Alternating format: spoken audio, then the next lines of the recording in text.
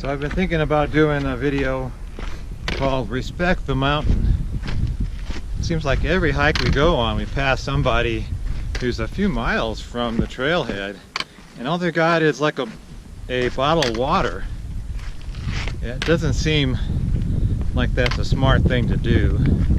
Like right now, I'm 6 miles from anything. I'm all alone, nobody here to go call for help.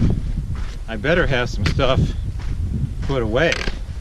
And the thought on that is you should be able to spend the night up here without dying. The water on the trail right now is frozen. So that means it does get down below freezing. So the first thing on my list is know where you are. I've got hard copy maps. I usually use those Tom Harrison maps, and I have several compasses on my watch, on my GPS, they're all over the place in my backpack. I also have a GPS, so in that I can tell you within about 3 feet where I am.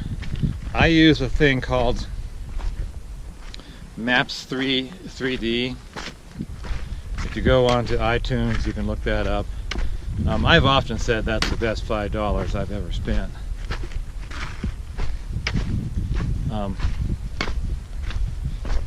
And part of the good thing about that is it lays out a track, so I can see exactly how I got here. And if I ever feel like where I'm not quite sure, did I see that rock before? I can look back on the tracks and see that I came right up that same trail. So that's an excellent thing to have. That's on my iPhone. And you'd think it would use a lot of power. It doesn't. The maps are free to download. It was just the $5 pay for it.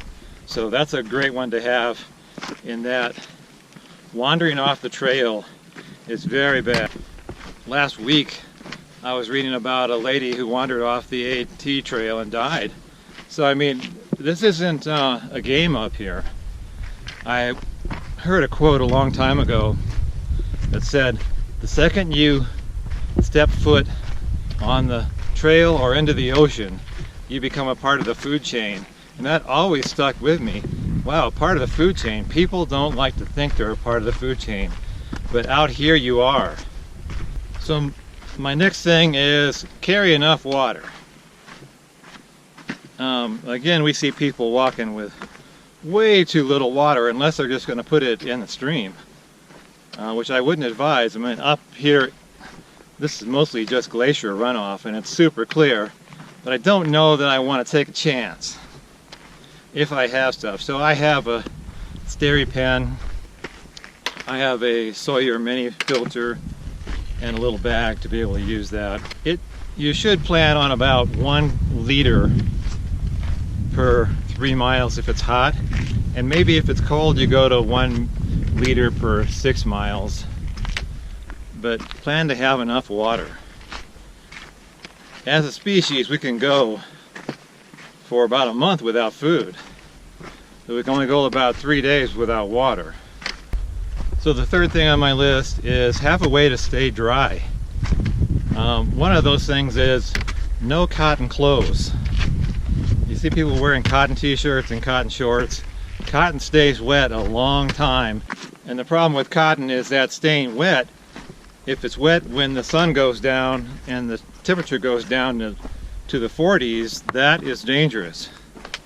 So you don't want to be both cold and wet. That's how people die. So have a way to stay dry. One of those is synthetic clothes. So I have a synthetic top on, I have synthetic shorts on. The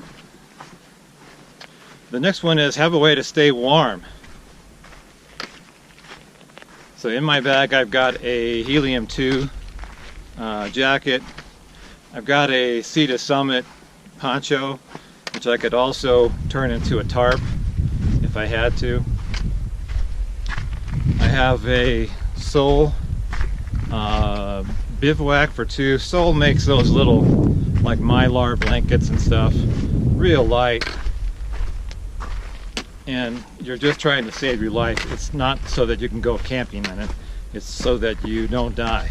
It's pretty cold today, so I've got a down puffy in my backpack that if I had to I could wear, but usually as long as I'm walking I feel okay. The second part about having a way to stay warm is have a way to make a fire. Fire could be the difference between you having the worst night of your life and it's just barely uncomfortable. So in my backpack I've got, let me see, waterproof matches. I got just a few of those. I've got a flint and steel. I've got a mini Bic lighter. I've got an S-bit cube. S-bit is like a little synthetic cube that you can set on fire that will burn real hot. So if the wood's wet, then it's a way to get it going. So have multiple ways to make a fire. The next is have a flashlight. We were coming down from Clouds Rest and there was these three people. We were like 5 miles from the trailhead and it was about an hour and a half, maybe 2 hours before it got totally dark. So it's simple math. If they were walking 2 miles per hour and they had 5 miles to go, and they were really walking about 1.5 miles per hour, but you're going to be walking in the dark. So that's not a trail you want to walk in the dark. Lots of roots, there's lots of rocks, and if you break your ankle, that's going to be a very cold night.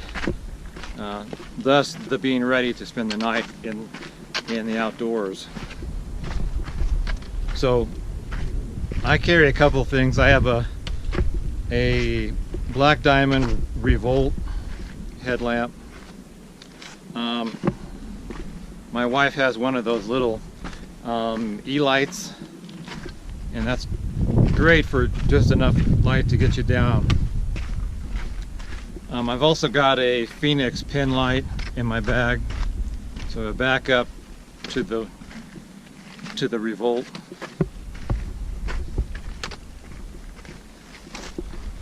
But always have a flashlight or some way to see where you're going. You go walk off a cliff, that's going to be very painful. And you can't always count on a full moon. So people have to be real about the mountains. I love these mountains. I think of them as a personal friend. I know that sounds odd, but I have no illusion on that they have the ability to really hurt me if I screw up or I make a bad decision. So this is not a game out here. I'm not trying to scare anyone, but I'm just trying to have people hike smartly. One thing that's new that people could carry if they are worried about getting hurt is called a personal locator beacon. I see a lot of people carrying spot beacons, which it sends out a little beep, a little ping to the satellite to tell the satellite where you are, and you could call for help if you wanted to. But there's a couple others. I think there's the ACR, which has a more powerful ability to send out a signal, but it doesn't have the ability to do any texting, or it won't send out notes to your friends that you're okay. And there's a DeLorme InReach, which will do texting and all that stuff. I mean, that's getting pretty fancy. It's best just to have a map, have lights, have a way to stay warm, have a way to stay dry, have a way to make fire, and if you want to, throw in a personal locator beacon in case you come across somebody who broke their leg. You know, I mean, it might not be just you. You might find other people who are in serious trouble and need help. So when you're 6 miles from anything and you can't walk, boy, that's a long way. One thing I carry in my bag is first aid, of course. That's going to be just a common sense thing. And I'll do separate what's in my first aid kit, I guess, if anybody is interested. The one thing is an ace bandage. Doesn't weigh anything, has so many uses. Throw an ace bandage in your backpack next time you go out.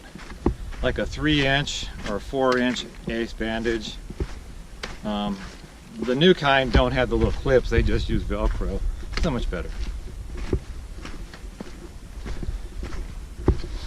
So those are my thoughts on what should be in your backpack to even go out on day hikes. Again, know where you are.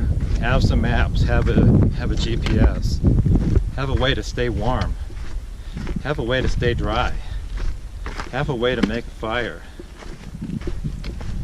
have light so that you could hike in the dark if you need to,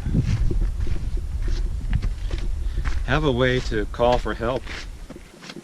So if you have any other questions or comments, please leave them below. And thanks for watching. Bye-bye.